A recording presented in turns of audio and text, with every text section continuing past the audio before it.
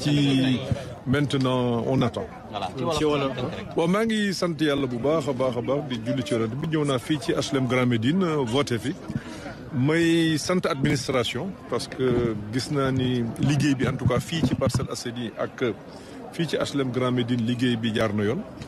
ma ci beral sant nag les forces de défense et de sécurité police gendarmerie ak ñëpp fii ci Parcelles Assainies moom police la ñu leen di féliciter ndax matuwaay jël nañ ko pour ñu mën a voter ci jàmm. gis nañ ni nag vote bi nit ñi bariwuñu en tout cas ba tey ji loolu la ñuy wax la ko waral xamaguñ ko mais ñu ngi ñaan Sénégalais yi ñu génn dem voter ji parce que aussi loolu mooy démocratie bu ñu nekkee ci élection ne ku nekk génn ñi war a génn dem ci bureau de vote bi ci jàmm ak salaam ba pare voter tànn ki nga bëgg loolu la ñuy ñaan Sénégalais yi ñu def ko bala 18h. bala 6h waaw sant yàlla sama xel de waaw sama xel dal na bu baax a baax bon fi mu nekk bëgguma tudd ay waxi coalition ak intercoalition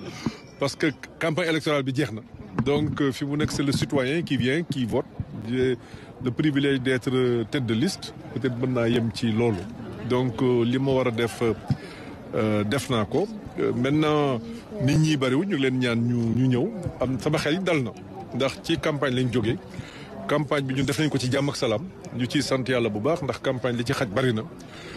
amoon na nag ay xeexoo mais ñun suñu coalition sax d'ailleurs ñun amuñu problème boobu bien au contraire